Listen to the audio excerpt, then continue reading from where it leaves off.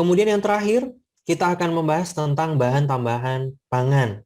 Jadi namanya aja bahan tambahan pangan. Ini merupakan suatu bahan yang ditambahkan dengan sengaja. Jadi sifatnya itu sengaja ditambahkan ke dalam makanan.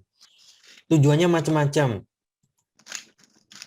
Nah, bisa ditambahkan untuk mempertahankan nilai gizi supaya tidak mudah rusak, supaya nggak cepat basi.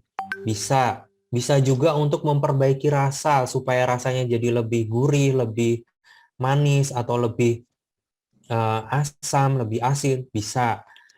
Bisa untuk keperluan pengolahan juga bisa supaya jadi lebih menarik, bisa.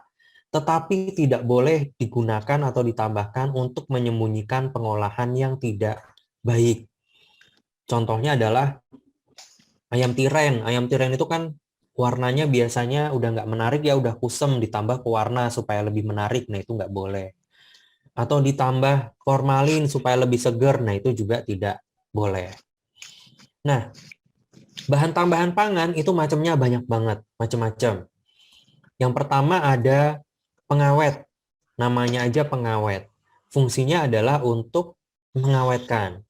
Biasanya pengawet-pengawet ini sifatnya adalah sebagai antibakteri dan juga anti jamur. Dia bisa membunuh bakteri maupun membunuh jamur.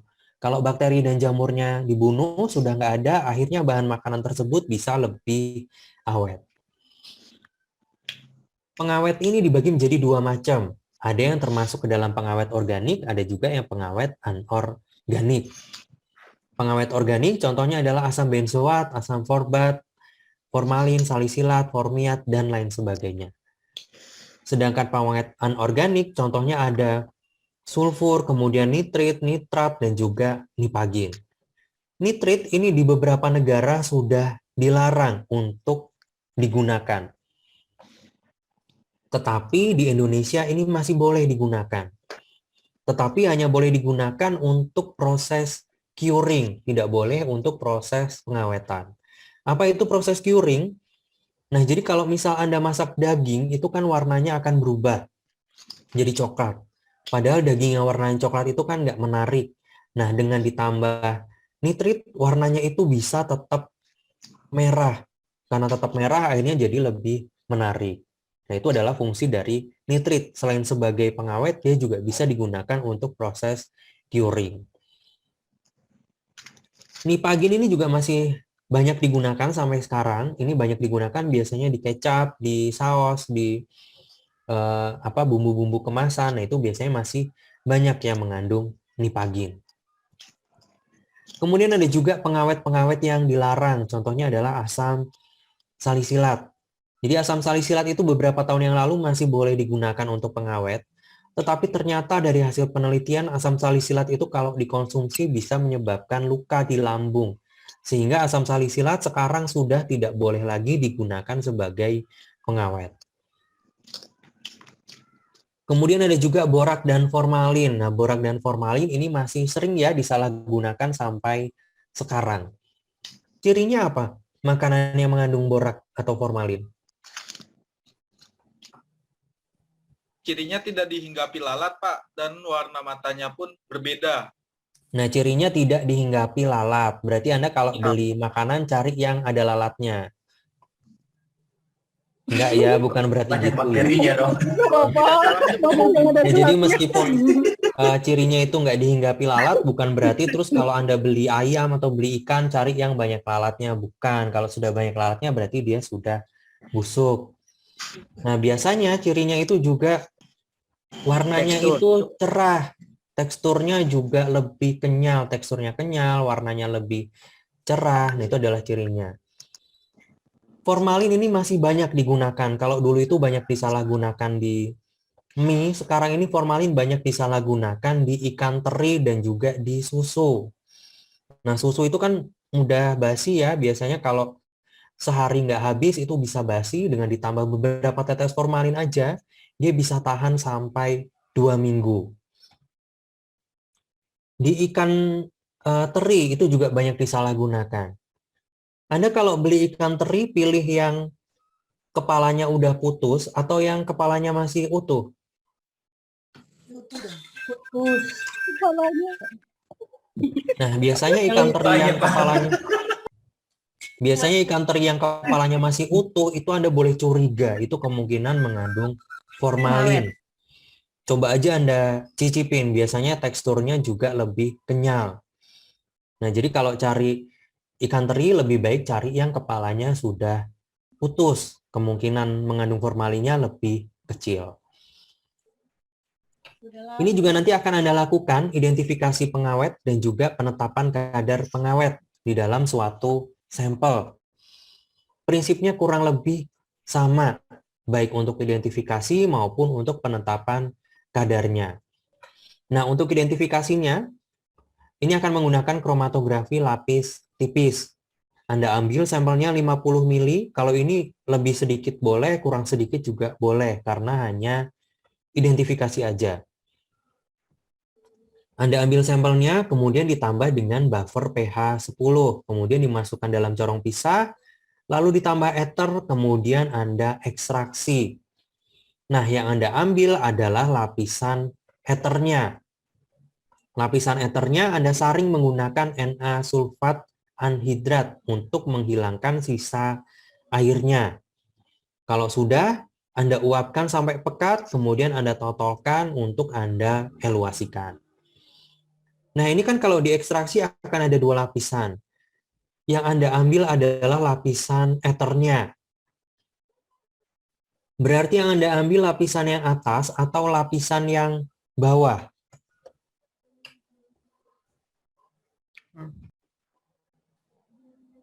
Yang Anda ambil lapisan ether, berarti yang atas atau yang bawah?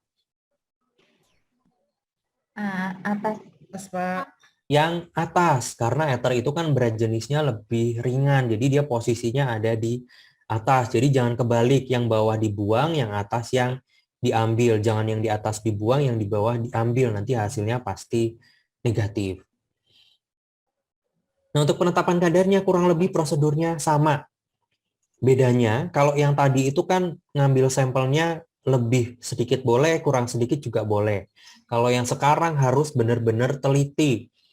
Sampelnya ditimbang 50 gram. 50, sekian Anda tulis semua.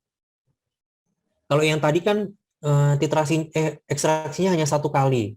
Kalau yang sekarang titrasinya sebanyak 3 kali. Kenapa? Kalau hanya 1 kali itu kan kemungkinan masih ada sisa-sisa pengawet yang tertinggal di dalam sampel. Makanya harus dilakukan minimal 3 kali. Tujuannya supaya semua pengawetnya itu bisa terambil. Kalau cuma identifikasi kan nggak ngitung kadarnya, jadi sekali aja sudah cukup. Kemudian kalau sudah diekstraksi, kalau yang tadi ditotolkan, nah kalau ini dititrasi. Dititrasi menggunakan NaOH, perubahan warnanya dari kuning menjadi merah. Kemudian tinggal dimasukkan ke dalam perhitungan. Kemudian bahan tambahan pangan yang lain adalah pewarna. Nah, namanya aja pewarna ya, fungsinya adalah untuk memberikan warna. Biasanya itu supaya lebih menarik. Terutama nih anak-anak SD kan suka yang warnanya ngejreng-ngejreng. Kemudian juga untuk memberikan kesan tertentu. Contohnya kalau minuman warnanya merah, Anda sudah tahu nih, oh ini kayaknya rasanya stroberi. Kalau kuning, oh kayaknya nih rasa jeruk. Kan nggak ada merah, ternyata rasa jeruk kan nggak ada. Merah itu selalu stroberi, kuning jeruk. Nah, pewarna itu ada yang sifatnya alami, ada juga yang sifatnya itu sintesis dari bahan kimia. Contoh pewarna alami antara lain adalah karamel. Tahu ya, karamel warnanya coklat, asalnya dari gula. Lalu ada juga kurkumin. Dari mana kalau kurkumin? Kunyit. Kunyit. Warnanya apa? Kuning. Warnanya kuning. Ada juga klorofil. Warnanya apa klorofil? Klorofil hijau dari daun. Dari daun-daunan. Kemudian ada juga antosianin. Warnanya apa kalau antosianin? Nggak tahu. Warnanya biru keunguan antosianin. Itu biasanya ada di buah bit, buah anggur. Nah, itu mengandung antosianin. Lalu ada juga karoten. Warnanya itu merah-merah oranye. Ada di tomat, kemudian ada juga di wortel. Lalu ada juga pewarna sintesis yang berasal dari bahan-bahan kimia. Lalu ada juga pewarna yang dilarang. Nah, sampai sekarang ini ada satu nih pewarna yang masih sering disalahgunakan. Contohnya adalah rodamin B. Cirinya apa? Makanan atau minuman yang mengandung pewarna buatan rodamin B. Warnanya terang.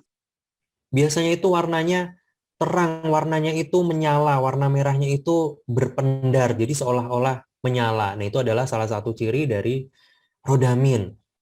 Rodamin ini sekarang juga tidak hanya disalahgunakan di makanan dan minuman, rodamin ini juga sekarang banyak disalahgunakan di kosmetik. Jadi ternyata banyak kosmetik, banyak lipstik, kemudian yang buat merah-merah muka itu juga banyak ternyata yang mengandung rodamin. Termasuk saus tomat juga, Pak. Oh iya, saus juga banyak. Nah, ini Pak juga Pandi, nanti akan, iya, Pak Pandi, ngapuntennya Bapak ini waktunya sudah selesai. Ini mm-mm. seharusnya mata kuliahnya Pak Afrin. Ini Oh Bapak tadi gitu. sudah masuk terus Pak Afrin keluar lagi gitu. Ini waktunya sudah selesai. Oke, ya sudah ini berarti saya lanjutkan minggu depan saja ya. Nggih. Ya, Siap, Pak. mungkin itu dulu Iya, dari Pak. saya. Kalau sudah, saya akhiri. Assalamualaikum warahmatullahi wabarakatuh.